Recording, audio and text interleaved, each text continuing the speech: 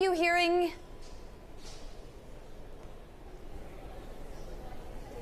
Well, what I'm hearing, or what I heard ahead of this meeting, Vani, is that the two leaders had a real admiration for each other. They weren't just pleasant words.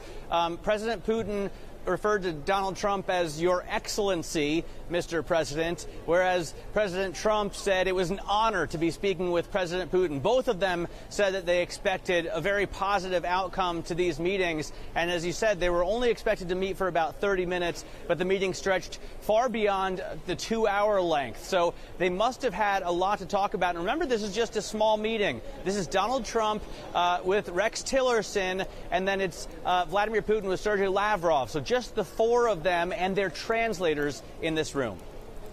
Yeah, and we're hearing as well from the AP, in fact, Matt, that there may be some kind of a deal reached on Syria, southwest Syria, and a ceasefire, which we should mention is already in existence, but the US hadn't been party to any agreement that had been brokered up to now. Now, that would not be Putin and Trump necessarily. That could also be both Secretaries of State, Lavrov and Tillerson, right?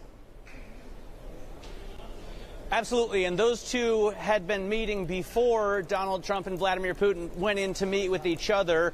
Of course, the Russians, Sherpas, have been working with other G20 Sherpas, including the U.S. team, for the last few days now. So these are some of the subjects that Donald Trump had been talking about, especially in his speech in Poland, calling out the Russians for their involvement in Syria, for their backing of Iran, for their involvement in Crimea, and even the backing of North Korea. These are some of the major issues that they wanted to discuss. I can't imagine that a ceasefire could have been brokered in the last 2-hour meeting. It was probably already being dealt with before by other officials.